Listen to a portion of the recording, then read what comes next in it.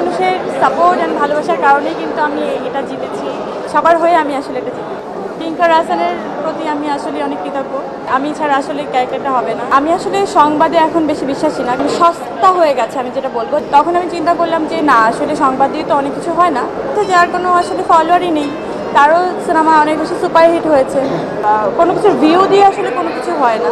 আমার প্রেরণার কিছু নেই, বড় ছোট বলে কোনো কাজ আমি মাপি না। আমার যে কোনো মাত্রা অতিরিক্ত কোনো কিছুই আমার কাছে আমাকে অনেক স্তব্ধ করে দেয়।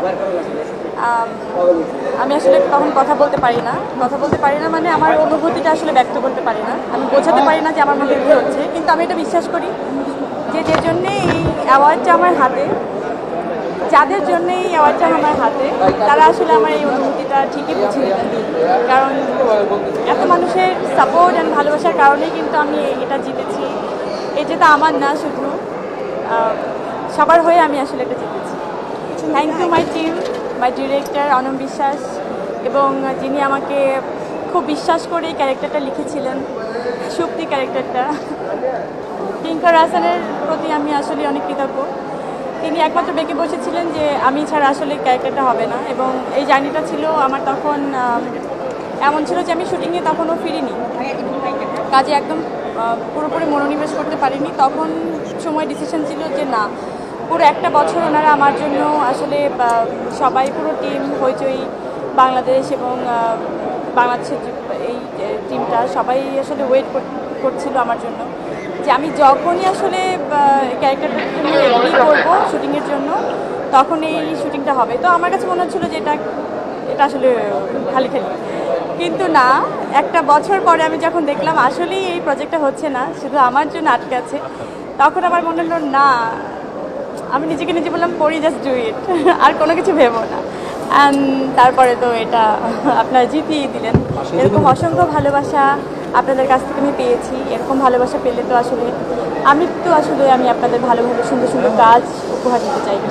আমি আসলে সংবাদে এখন বেশি বিশ্বাসী না, কারণ যে কোনো কিছু অনেক সংবাদ হয়ে যায়, তো সংবাদটা এখন অনেক বেশি সস্তা হয়ে গেছে আমি যেটা বলবো, যেটা অনেক মূল্যবান একটা জিনিস ছিল। সংবাদ হওয়া কিন্তু অনেক এক্সপেন্সিভ একটা জিনিস ছিল আমাদের কাছে, যে খবরের পাতা উল্টে কখন কোন সেলিব্রিটি নিউজ আসবে বা কোন হেডিংটা আসলে প্রথম সংবাদপত্রের প্রথমে দেখতে পাবো। তো সেই জিনিসটা যখন দেখলাম যে আসলে এত বেশি গুলিয়ে গেছে, ইউটিউব অ্যান্ড নানা ধরনের জিনিসপত্রের মধ্যে স্প্রেড হয়ে গেছে, তখন আমি চিন্তা করলাম যে না, আসলে সংবাদ দিয়ে তো অনেক কিছু হয় না।